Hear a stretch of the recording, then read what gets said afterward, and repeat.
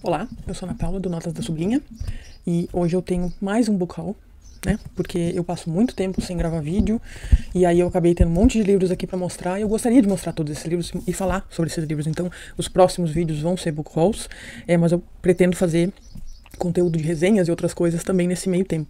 É que não tem sobrado muito tempo pra isso ultimamente, né, porque vídeos de resenhas exigem bastante mais. E eu tenho andado bastante atribulada. Mas então, vamos começar. Esse book haul é de literatura de forma geral, assim. Eu meio que segmentei meus últimos book hauls para temas, né? E esse book haul corresponde a que chegou por aqui nos últimos 3 meses, talvez.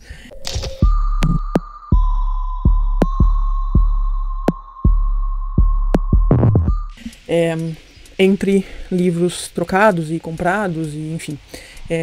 Aproveitei muitas grandes promoções por aí, e uma das primeiras que mais me satisfez foi esta promoção que onde eu consegui comprar este box aqui, do Julio Cortázar, que é um dos meus autores favoritos, talvez o favorito, não sei, não, tem Poe e Kafka, eu acho que entre esses três são os meus autores favoritos, digamos assim. E é um box que tem 2 volumes, aqui eu vou tirar do box para poder mostrar. O box é bem... esse livro é da Companhia das Letras, tá? Só pra falar. Que tem todos os contos do Cortázar. E ele é um box bem durinho, assim. E ele tem esses 2 volumes, que começam em 1945 e vão até 1966, que é esse primeiro volume aqui. E depois, 1969 e 1983, que é este outro volume aqui. Este primeiro tem tradução da Heloísa Yan, ou Jan, e este segundo da Joseli Viana Batista. Então, assim, o projeto gráfico dele é bem simples, mas muito, muito confortável, como o pessoal adora dizer, né? Ele tem todos os contos, então, em ordem e divididos, se não me engano, aqui pelos livros onde eles foram publicados. Então, as partes correspondem aos livros. Então, aqui, por exemplo, deixa eu começar pelo primeiro, para ter uma linha cronológica aqui. A outra margem, então ele fala dos contos que estão neste livro, depois bestiário dos contos desse livro, que aliás são maravilhosos, afinal todos os contos do Cortázar são maravilhosos. Fim do jogo, todos os contos desse livro também, As Armas Secretas, Histórias de Cronópios e de Famas, que eu tenho também, o livro, todos os fogos, o fogo, que eu também tenho o livro, Histórias Inesperadas. E aí ele é um volume que tem 590 páginas, e o outro volume tem quase isso, deixa eu ver, 560 páginas, quase isso, e também divide pelos livros em que estão os contos, né? Então é um apanhado de todos os contos dele e literalmente pega todo o processo, todo o percurso criativo do Cortázar. Então tem aqui o Último Round, Octaedro, que eu acho que eu tenho esse livro, Alguém que Anda Por Aí, um tal Lucas, Amamos Tanto a Glenda, Fora de Hora e Histórias Inesperadas. E aí depois, no final desse segundo volume, tem textos complementares, alguns aspectos do conto, que é um texto do Cortázar, do conto Breve e Seus Arredores, que também é um texto do Cortázar, conto Introdução, do Jaime Alazraqui, e depois sobre o autor. Para quem não sabe, o Cortázar nasceu em Bruxelas, mas ele é de origem argentina, né? Os pais são de Buenos Aires, e aí ele vai para a Argentina, porque ele vai para Bélgica, porque o pai é da embaixada argentina na Bélgica, né? E depois ele se muda para Buenos Aires. Então é um autor que a gente considera argentino, né, de origem e, enfim, de ofício, e tem todo um tipo de escrita que é próprio dessa cultura, que é própria dessa cultura. Então, ler Cortázar, além de importante para quem gosta de literatura fantástica e de contos, também é privilegiar uma leitura latino-americana, né? Apesar dele ter nascido em Bruxelas. Depois, o outro livro é Aristóteles e Dante Descobrem os Segredos do Universo, do Benjamin Sáenz, da editora Seguinte. É um livro que não combina muito com esses últimos livros que eu tenho adquirido, mas ele É um livrinho de aventura que eu peguei assim pra talvez depois o Oliver ler, porque eu acho que tem tudo a ver, e ao mesmo tempo é um livro que traz questões da filosofia, né, propriamente. Então, Dante sabe nadar, Ari não. Dante é articulado e confiante, Ari tem dificuldades com as palavras e duvida de si mesmo. Dante é apaixonado por poesia e arte, Ari se perde em pensamento sobre seu irmão mais velho que está na prisão. Depois ele fala bastante outras coisas aqui, assim descobrem que o amor e a amizade talvez sejam a chave para desvendar os segredos do universo. Então é um livro meio infanto-juvenil, de aventura, mas ao mesmo tempo trabalha com questões de filosofia que eu acho bem interessante. Depois, eu completei a coleção das Desventuras em Série. Esse aqui foi o último, na verdade, o penúltimo perigo foi o último que eu consegui, que aliás ele é grossão. Ele é o número 12 da série. Deixa eu mostrar a capa aqui. E ele também é da editora seguinte, por sinal. E ele é uma série, são 13 livros, né? E é uma série de aventuras, enfim, infanto-juvenil também, mas eu queria muito, tanto pra mim quanto pra o Oliver. Pra quem não sabe, o Oliver é meu filho, de 6 anos. E essa série aqui eu fui pegando, alguns eu comprei, de novos, assim, das editoras, das editoras não, das livrarias. Mas a maioria eu troquei ou comprei usado. Eu troquei no Scooby, eu comprei usado. Depois, esses 2 livrinhos de bolso de contos do Guy de Maupassant, que eu adoro contos, né? E adoro contos meio macabros, fantásticos e de fantasmas, etc. Esse aqui é Contos Fantásticos, A Orla e Outras Histórias. Bem fininho também. Bem fininho também não, bem fininho. E esse aqui, que eu gosto muito da capa, apesar de não gostar muito do projeto gráfico da LPM Pocket. Contos do Dia e da Noite. Este aqui, pequenininho também.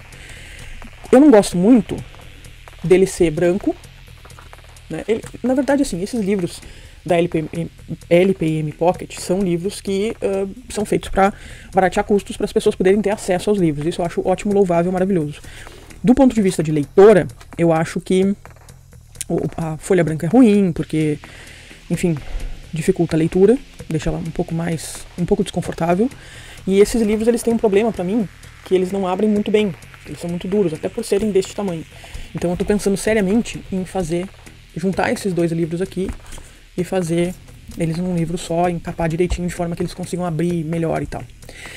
Depois tem uma série de livros infantis ou que são pelo menos direcionados para as crianças da editora 34, que eu comprei para o Oliver, mas também para mim, porque são clássicos, assim. Clássicos não necessariamente clássicos, mas também livros que trabalham com uma narrativa clássica e tal. Esse primeiro aqui é do Braulio Tavares, é O Flautista Misterioso e os Ratos de Hamelin, literatura de cordel, ilustrações de Mário Bag. Ele é um livro que vai fazer uma referência óbvia, né, ao Flautista de Hamelin, a lenda do Flautista de Hamelin, que é uma lenda medieval europeia, mas ele vai trazer isso para a realidade, para a cultura brasileira a partir da literatura de cordel, que eu acho maravilhosa e acho que isso é uma referência que as crianças precisam ter no Brasil, independente delas serem nordestinas ou não. Eu acho que todo o Brasil precisa cultuar a literatura de cordel, porque é um dos patrimônios da nossa cultura brasileira. E não sei se é realmente tombado como patrimônio, mas enfim, eu que estou dizendo isso, tá? É um patrimônio cultural. Então, aqui eu vou ler aqui atrás um pouquinho para vocês terem uma noção do que eu estou falando. As histórias viajam no tempo e no espaço em busca de leitores que com a sua imaginação lhes deem vida nova. A lenda do Flautista de Hamelin é uma dessas histórias que, surgida em um povoado europeu na Idade Média, rodou o mundo, conquistou leitores em vários países e agora finca raízes em solo brasileiro. Neste livro, o poeta Braulio Tavares reconta a lenda em forma de cordel, emprestando-lhe o sabor inconfundível do tradicional verso nordestino. Para quem não sabe, a literatura de cordel ela tem uma raiz nas trovas e no tipo de literatura popular. Literatura popular é estranho dizer, porque a literatura popular ela precisa de pessoas que leiam e que escrevam, né? Mas na época, no período medieval, muito pouca gente escrevia e lia na Europa. Mas a literatura de cordel, ela vem de uma tradição das trovas da Europa medieval, e ela se instala na cultura, ela se desenvolve na cultura nordestina a partir dessas mesmas lógicas. Então é mais do que interessante que essa lenda da Europa medieval seja recontada e reconfigurada aqui para a literatura de cordel. E foi por isso, principalmente, que eu comprei este livro para mim e para o Oliver.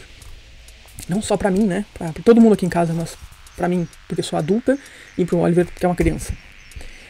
Depois, Histórias da Pré-História. do Alberto Moravia, com tradução de Nilson Moulin, ou Mulan, e em ilustrações de Cecília Esteves. Aliás, tem 2 aqui com ilustrações da Cecília Esteves, que eu vou mostrar hoje. Então, esse livro aqui, ele é... eu vou falar um pouquinho da sinopse dele, tá?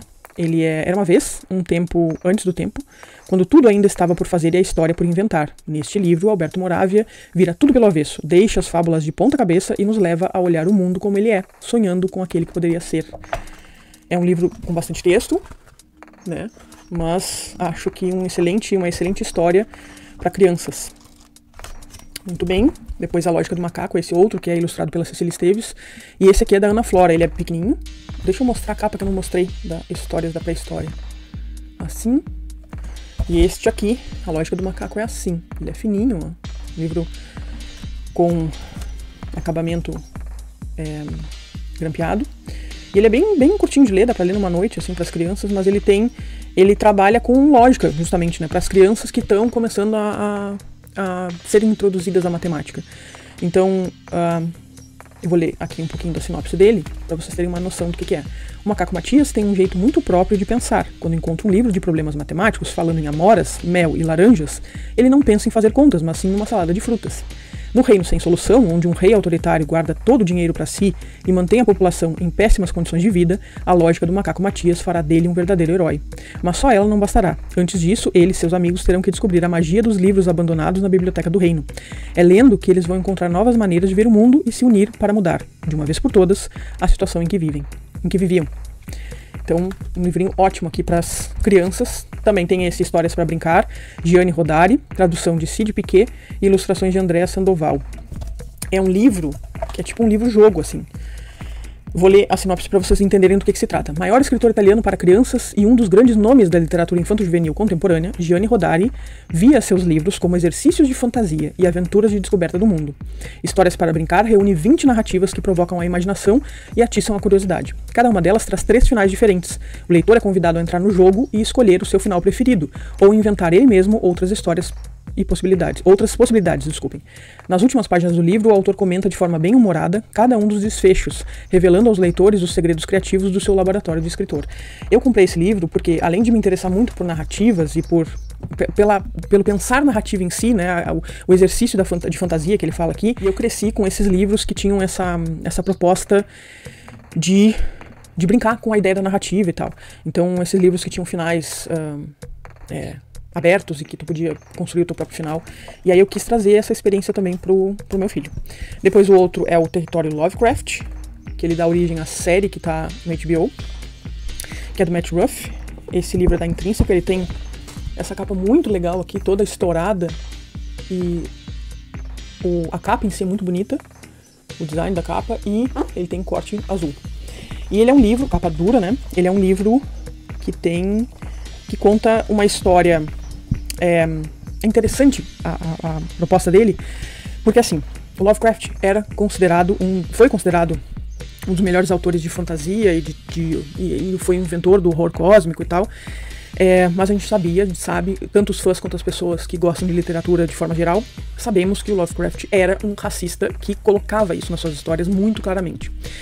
E aí esse livro, ele é muito interessante por causa disso, né? Ele fala sobre uma história a partir de um personagem que é negro, de personagens que são negros, mas com o tipo de narrativa Lovecraftiana. Então vou ler aqui a sinopse para vocês entenderem.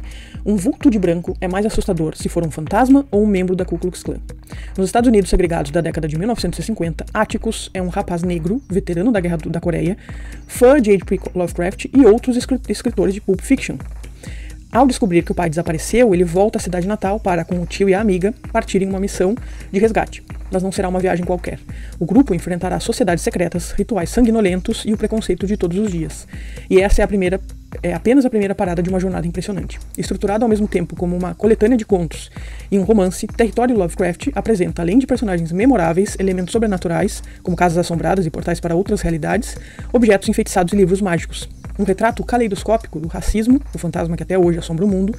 A obra de Matt Ruff une ficção científica e pulp noir ao horror e à fantasia de Lovecraft para explorar os terrores da época da segregação racial nos Estados Unidos.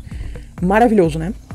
É um livro denso, um projeto gráfico bem voltado para o texto mesmo, para o texto escrito, e é um dos livros que promete, assim, nos últimos tempos, para mim, pelo menos, eu não comecei a ler ainda, mas pretendo.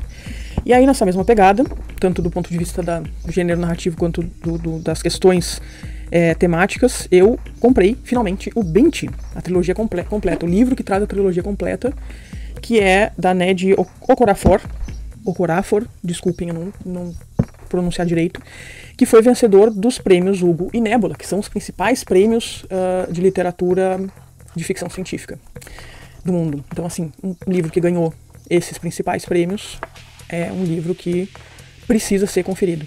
E ele não é tão grosso, né? Para ser uma trilogia aqui, ele não é tão grosso, então já é mais fácil, assim, das pessoas lerem com uma maior rapidez. Aqui ele é traduzido pela Carla Betelli e ele tem 370 e poucas páginas. Vou ler um pouquinho da sinopse aqui. Que uma parte da sinopse não, tem um blurb aqui escrito pela Ursula Le Guin, que é uma das principais autoras de ficção científica do mundo. Há mais imaginação em uma página da obra de Okorafor do que em épocas de fantasia. Ela deixou seu lar pelas estrelas, mas encontrou uma aventura jamais imaginada. Tenso e ao mesmo tempo íntimo, um romance de formação passado no espaço. Então, vamos conferir. Né? Não li ainda, não comecei a ler ainda, mas estou bastante curiosa. Então é isso, eu fico por aqui, agradeço que vocês tenham ficado até aqui comigo e vão ter mais vídeos de book haul, porque nos últimos tempos foi o que eu consegui me organizar aqui, mas eu prometo que alguns desses livros vão aparecer aqui em resenhas proximamente, né? Assim que possível. Então, muito obrigada e até o próximo vídeo. Tchau, tchau.